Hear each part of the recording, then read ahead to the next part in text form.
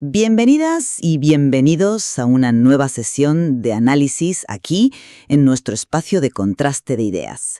Hoy ponemos el foco en Adobe Inc., la conocidísima empresa de software con el ticker ADBE. Vamos a examinar su fortaleza competitiva, fijándonos sobre todo en el material fuente que la analiza desde una perspectiva fundamental, muy en la línea de la filosofía de inversión de Warren Buffett. Efectivamente. Y la cuestión central que vamos a debatir hoy es si los datos que presenta este análisis confirman, digamos de manera inequívoca, una ventaja competitiva realmente duradera para Adobe, o si, por el contrario, una mirada un poquito más crítica a esos mismos datos nos revela, matices, posibles riesgos futuros o, interpretaciones alternativas que deberíamos tener muy en cuenta al valorar su solidez a largo plazo. Los números y el modelo de negocio señalan con, yo diría bastante claridad, una ventaja competitiva robusta y con visos de perdurar en el tiempo. Un foso defensivo, que diría Buffett, vaya. Yo, en cambio, aunque reconozco la fortaleza evidente que muestran las cifras históricas, que son espectaculares, creo que ese mismo material, si lo lees con atención, también nos invita a ser cautos. Voy a plantear que hay motivos para cuestionar la durabilidad extrema, de esa ventaja, y si la interpretación de esa fortaleza debe ser tan unívoca. Bien, pues, entrando ya en materia, mi postura se fundamenta en varios pilares que el análisis detalla claramente. Adobe cumple, vamos a rajatabla, muchos criterios de lo que se considera una ventaja competitiva sólida y duradera. Primero, su modelo de negocio. Opera bajo un esquema de software as a service. SaaS, que se dice ahora, ¿no? Software por suscripción, principalmente a través de sus plataformas súper conocidas, Creative Cloud y Experience Cloud. Esto, claro, le proporciona ingresos muy recurrentes y, sobre todo, predecibles, que es una característica muy valorada. Y además, es un modelo que no necesita grandes inversiones en activos físicos, es lo que llaman asset light. Segundo, su posición en el mercado. Domina segmentos clave, especialmente el software creativo para profesionales. Esto crea unos costes de cambio enormes para sus clientes. O sea, cambiar de software implicaría reaprender procesos, formar equipos. Es una barrera de salida potente. Y se beneficia también de efectos de red. Cuantos más profesionales usan sus herramientas, pues más se convierten en el estándar de facto, lo que atrae, claro, a más usuarios. Ajá. Tercero, las métricas financieras que refleja el material son, espectaculares. Hablamos de márgenes brutos, la diferencia entre ingresos y el coste directo de producir el software, que han estado consistentemente, fíjate, entre el 85% y el 89% entre 2016 y 2024. Esto es una barbaridad y demuestra un poder de fijación de precios enorme. El crecimiento también ha sido impresionante. Los ingresos han pasado de unos 5.900 millones de dólares en 2016 a, 21.500 millones estimados para 2024. Y lo que más impacta al accionista, el beneficio por acción diluido, el BPA, que es el beneficio neto dividido por el número total de acciones, pues se ha multiplicado por más de 5 en ese periodo, pasando de $2,32 a $12,36. Cuarto, la eficiencia. Es un negocio con baja intensidad de capital. El gasto en capital o CAPEX, inversiones en activos fijos como oficinas, servidores, etc., ha promediado unos 300 millones anuales, siempre por debajo del 10% del beneficio neto, incluso llegando a un mínimo del 3,3% en 2024. Esto significa que gran parte del beneficio se convierte en flujo de caja libre. Su rentabilidad sobre el patrimonio, ROE, que mide cuánto beneficio genera la empresa por cada euro aportado por los accionistas, es excepcional, por encima del 20% desde 2017 y con picos cercanos al 40%. Y finalmente, la gestión del capital. El análisis muestra que Adobe ha sido muy activa recomprando sus propias acciones, unos 32.450 millones de dólares acumulados entre 2016 y 2024. Esto ha reducido el número de acciones en circulación cerca de un 16%, aumentando así el valor para los accionistas restantes. Y finalmente, financieramente, es muy solvente. La deuda a largo plazo era de unos 4.100 millones en 2024. Una cifra que podría cubrirse con menos de un año de beneficios. El ratio deuda-beneficio neto es de solo 0,74. Todos estos elementos, extraídos del material, dibujan un panorama de fortaleza, yo diría, excepcional y duradera. A ver, no voy a negar la contundencia de esas cifras históricas. Los márgenes son impresionantes, sí, el crecimiento ha sido fantástico y la rentabilidad es envidiable. Todo eso refleja, sin duda, una posición de mercado dominante hoy. Pero mi enfoque se centra en cuestionar si esa foto fija del presente y pasado garantiza la misma fortaleza a muy largo plazo, que es algo crucial en una inversión estilo Buffett, ¿no? Y aquí es donde veo matices importantes en el mismo análisis. Por ejemplo, si miramos el balance, vemos un peso enorme de los activos intangibles y del fondo de comercio, lo que llamamos goodwill. Sumaban unos 13.400 millones de dólares a finales de 2024, casi la mitad de todos los activos de la empresa. Este goodwill surge principalmente de adquisiciones pasadas, como Marketo o Magento. La pregunta clave aquí es, ¿este valor contable refleja un valor económico real y duradero? ¿O es, un riesgo oculto? Write-downs de ese goodwill, lo que impactaría negativamente los beneficios declarados. Otro punto, la inversión en investigación y desarrollo, en I+D. El material indica que es muy significativa, casi 4.000 millones en 2024, cerca del 17% de los ingresos.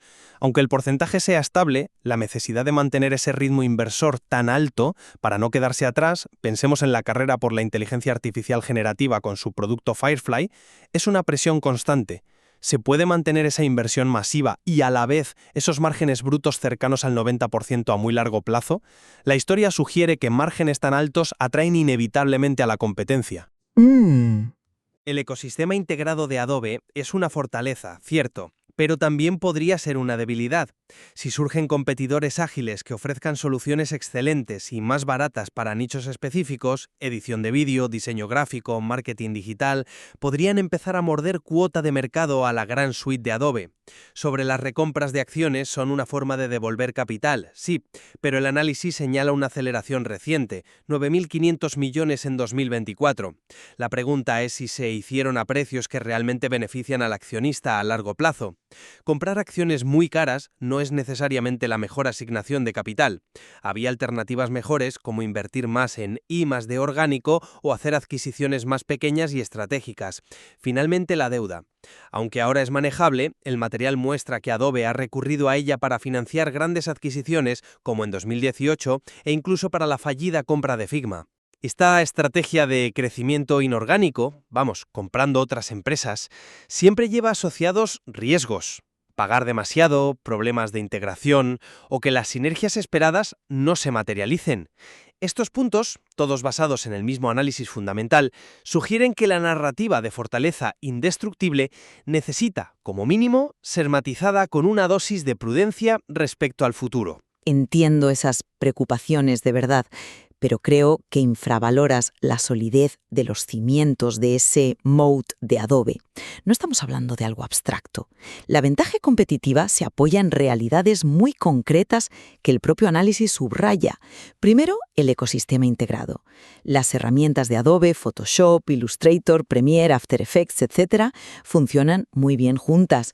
Crean flujos de trabajo eficientes que son, difíciles de replicar con soluciones de distintos proveedores. Segundo, los costes de cambio, como ya dije, son enormes, no solo económicos, sino también de tiempo y formación para millones de profesionales y empresas. Sí, eso es innegable. Tercero, el efecto red es clarísimo. Los archivos .psd o .ai son el estándar de facto en muchas industrias creativas. Colaborar es más fácil si todos usan las mismas herramientas. Y cuarto, la marca. Adobe es sinónimo de software creativo profesional. Estos factores combinados son los que permiten esos márgenes brutos superiores al 85% que vemos en el material. No son fruto de la casualidad, sino la consecuencia directa de un poder de mercado real y, en mi opinión, duradero. La transición al modelo SaaS, lejos de debilitar este foso, lo ha reforzado al crear una relación más directa y continua con el cliente y asegurar ingresos recurrentes. Comprendo perfectamente la lógica de esos argumentos y reconozco la fortaleza actual que reflejan los números del análisis, de verdad. Pero permítame ofrecer una perspectiva distinta sobre la durabilidad de ese foso defensivo a largo plazo. ¿Es realmente impenetrable en un sector tan increíblemente dinámico como el tecnológico? Pensemos en la inteligencia artificial generativa. Adobe está invirtiendo fuerte con Firefly, como muestra el informe de I+D, pero la competencia es feroz y viene de gigantes tecnológicos y startups muy innovadoras. Y si surgen nuevos modelos de software, quizás basados en código abierto o con enfoques radicalmente diferentes, que reduzcan drásticamente esos costes de cambio. Además, esos márgenes brutos tan elevados, cercanos al 90%, son una señal luminosa para cualquier competidor potencial. Históricamente, rentabilidades tan altas en un mercado grande acaban atrayendo competencia muy agresiva, enfocada en nichos específicos donde pueden ofrecer alternativas mejores o más baratas. Y no olvidemos el posible escrutinio regulatorio. Las autoridades antimonopolio suelen mirar con lupa a empresas tan dominantes. ¿Podemos de verdad asumir que este liderazgo se mantendrá intacto durante décadas, basándonos solo en el éxito pasado por muy brillante que haya sido? El análisis retrospectivo es útil, sí, pero proyectarlo sin más al futuro, en tecnología, me parece arriesgado. Ese es un punto válido sobre la dinámica competitiva, claro que sí, aunque yo interpretaría la rentabilidad y la eficiencia de Adobe de forma, más positiva, basándome siempre en los datos. El material nos muestra una rentabilidad sobre fondos propios, ROE, que, como decía, supera consistentemente el 20-30%, llegando a picos del 40%. Y esto lo consigue con muy poca deuda, lo cual es clave. No es una rentabilidad artificialmente inflada por el apalancamiento financiero. Si a esto le sumamos un gasto en capital, un CAPEX mínimo, inferior al 10% del beneficio neto en la mayoría de años, lo que tenemos es un modelo de negocio extraordinariamente eficiente en el uso del capital. Genera muchísima caja con muy poca reinversión en activos físicos. En este escenario, ¿qué hace una gestión racional con todo ese flujo de caja excedente? Pues el análisis muestra que lo devuelve a los accionistas principalmente vía recompras masivas de acciones, financiadas íntegramente con la caja generada por el propio negocio, que han sido unos 7.000, 8.000 millones anuales recientemente. Desde una perspectiva de creación de valor a largo plazo, en un negocio tan rentable y maduro en algunos aspectos, esta es una decisión totalmente lógica y eficiente, creo yo. Pues yo no estoy tan convencido con esa lectura tan optimista de la eficiencia y la asignación de capital. El ROE es alto, sí, pero ¿hasta qué punto está inflado precisamente por esas recompras masivas que reducen el denominador de la ecuación, los fondos propios? Es una palanca contable que mejora el ratio, sí, pero no necesariamente refleja una mejora proporcional en la rentabilidad intrínseca del negocio subyacente. Además, la distinción entre CAPEX tangible, bajo, e inversión intangible, alta, me parece crucial. Decir que es un negocio asset light o de bajo mantenimiento porque el CAPEX es mínimo, como sugiere el análisis, me parece que ignora la realidad de esa enorme inversión en I+D, casi 4.000 millones de dólares en 2024. Eso es una reinversión masiva y necesaria solo para mantenerse relevante. No son ladrillos ni servidores, pero es capital que se invierte para generar o mantener ingresos futuros. Podemos realmente considerarlo bajo mantenimiento. Y respecto a la asignación de capital, podemos asegurar que la reinversión vía adquisiciones, que es la causa principal de ese elevado fondo de comercio, ese goodwill que mencioné antes, ha sido siempre tan eficiente y de bajo riesgo como se presenta. El material no profundiza en el retorno real de cada adquisición, pero sabemos que integrar grandes empresas y justificar precios elevados siempre es un desafío. ¿Fueron esas adquisiciones un uso del capital superior a, por ejemplo, acelerar aún más la I+D orgánica o incluso a las propias recompras, pero hechas a precios más atractivos? A ver, si hablamos de la fortaleza financiera, creo que los datos del informe son bastante claros y dejan poco lugar a dudas. La solvencia de Adobe es, yo diría, indiscutible. La deuda a largo plazo, como vimos, es muy baja en relación a su capacidad de generar beneficios. Ese ratio deuda-beneficio neto de 0,74 en 2024. Podría pagarla toda en menos de un año con sus ganancias. La posición de caja, aunque ha bajado desde el pico de 2022, posiblemente por las recompras, como dices, sigue siendo muy sólida, con casi 6.000 millones en 2024, y se regenera rápidamente gracias al fuerte flujo de caja operativo que genera el negocio mes a mes. El análisis también sugiere que cuando Adobe ha recurrido a la deuda para adquisiciones, lo ha hecho de forma prudente, aprovechando tipos de interés bajos y sin aceptar condiciones especialmente restrictivas, los llamados covenants. Esta solidez financiera es en sí misma una ventaja competitiva.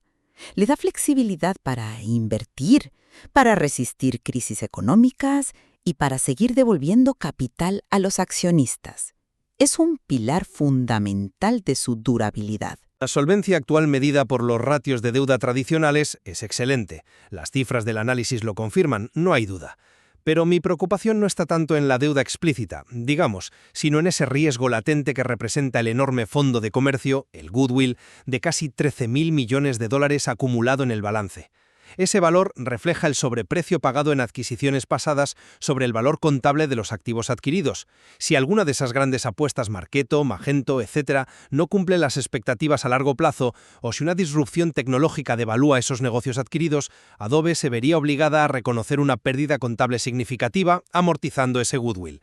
Esto lo afectaría directamente a la caja, es verdad, pero sí a los beneficios declarados y sobre todo a la percepción del mercado sobre la calidad de la estrategia de crecimiento y la habilidad de la dirección para asignar capital eficientemente. La estrategia de crecer a base de talonario, que Adobe ha empleado, inevitablemente aumenta esta exposición al riesgo del goodwill. Y vuelvo a mi pregunta anterior sobre la asignación de capital. ¿Fue realmente la decisión óptima reducir la caja desde los casi 7.800 millones de 2022 para financiar recompras tan agresivas en 2023 y 2024? Quizás haber mantenido una posición de caja más holgada habría dado más flexibilidad estratégica para futuras oportunidades de adquisición a mejores precios o, para navegar posibles turbulencias económicas o tecnológicas inesperadas. Y para terminar de argumentar mi posición, quiero volver a un punto que me parece crucial y que el análisis fundamental enfatiza: la consistencia histórica. No hablamos de un éxito puntual. El material detalla un crecimiento sostenido y notable en ingresos, beneficios, beneficio por acción y el mantenimiento de esos altísimos márgenes durante más de una década. Una década. Y esto incluye haber superado la pandemia no solo sin despeinarse, sino alcanzando resultados récord. Esta trayectoria tan sólida, demostrada a lo largo de diferentes ciclos económicos y cambios tecnológicos, es para mí la evidencia más poderosa de la durabilidad real de la ventaja competitiva de Adobe. Su modelo de negocio ha probado ser resiliente, adaptable y capaz de seguir creciendo. La historia no garantiza el futuro, por supuesto que no, pero una década de éxito tan consistente, basada en los pilares que hemos discutido, no se puede despachar a la ligera. Es un testimonio de la calidad del negocio, sin duda. Es un argumento potente, sí. La consistencia pasada es difícil de rebatir y el análisis la documenta bien. Sin embargo, ¿has considerado la posibilidad de que esa misma consistencia histórica tan evidente en las cifras pueda generar un exceso de confianza? Podría inducir a una cierta complacencia estratégica frente a amenazas nuevas o disruptivas que un análisis basado fundamentalmente en datos retrospectivos, como el que estamos utilizando, quizás no pueda capturar adecuadamente. Mi inquietud principal es si estamos dando demasiado peso a la fórmula que funcionó brillantemente ayer sin cuestionar con suficiente profundidad los desafíos radicalmente nuevos que podrían surgir mañana. Desafíos como la IA generativa controlada por otros actores, nuevos modelos de negocio basados en código abierto o cambios regulatorios inesperados podrían poner a prueba esa durabilidad de formas que aún no imaginamos y que la extrapolación del pasado simplemente no predice. La fortaleza pasada es un dato, sí, pero no un destino inevitable, sobre todo en tecnología. En resumen, y basándome estrictamente en la información detallada en nuestro material fuente, la imagen que emerge de Adobe es la de una compañía, verdaderamente excepcional. Su modelo de negocio SaaS, dominante en nichos clave, su liderazgo de mercado casi incuestionable en el ámbito creativo profesional, sus métricas financieras, altísimos márgenes brutos y netos, un ROE elevado, conseguido con poca deuda, un CAPEX tangible mínimo que libera muchísima caja, un crecimiento espectacular del beneficio por acción y una gestión del capital que parece prudente y enfocada en devolver valor al accionista mediante recompras eficientes. Todo ello confirma desde mi perspectiva una ventaja competitiva muy sólida y con muchas características de durabilidad, alineada con lo que buscaría un inversor centrado en la calidad a largo plazo, como podría ser Buffett. Mi parte, concluyo que, si bien los datos financieros presentados en el material son, sin lugar a dudas, tremendamente sólidos y reflejan una posición de mercado envidiable a día de hoy, una evaluación completa y orientada al futuro debe incorporar necesariamente una dosis significativa de cautela. Los riesgos asociados al altísimo valor de los activos intangibles y el fondo de comercio en el balance, la fuerte dependencia de una innovación continua y muy costosa en I+D para simplemente mantener el liderazgo, la estrategia de crecimiento inorgánico con sus riesgos inherentes de integración y sobreprecio, y la amenaza siempre presente de disrupción tecnológica en un sector tan cambiante, pues son factores que matizan la certeza sobre la durabilidad a muy largo plazo de esta ventaja competitiva. La foto actual es brillante, sí, pero el futuro tiene incertidumbres, que este análisis también sugiere, creo yo, si se lee entre líneas. Estamos de acuerdo entonces en que el material fuente nos proporciona una base excelente y muy detallada para comprender la fortaleza actual de Adobe. Es una radiografía muy completa de su situación financiera y de mercado hasta ahora. Exacto. Donde diferimos es en la proyección a futuro de esa fortaleza. La interpretación sobre cuán perdurable será esa ventaja en las próximas décadas admite distintas valoraciones de los mismos datos y, sobre todo, de los riesgos potenciales que también se pueden inferir de ellos. Considerar estas diferentes perspectivas, ambas ancladas en la información disponible, es precisamente lo que enriquece la comprensión de una compañía tan compleja e interesante como Adobe y nos ayuda a reflexionar sobre su posible evolución en un mercado que, desde luego, nunca deja de cambiar. Sin duda, hay mucho más que explorar y debatir a partir de este material.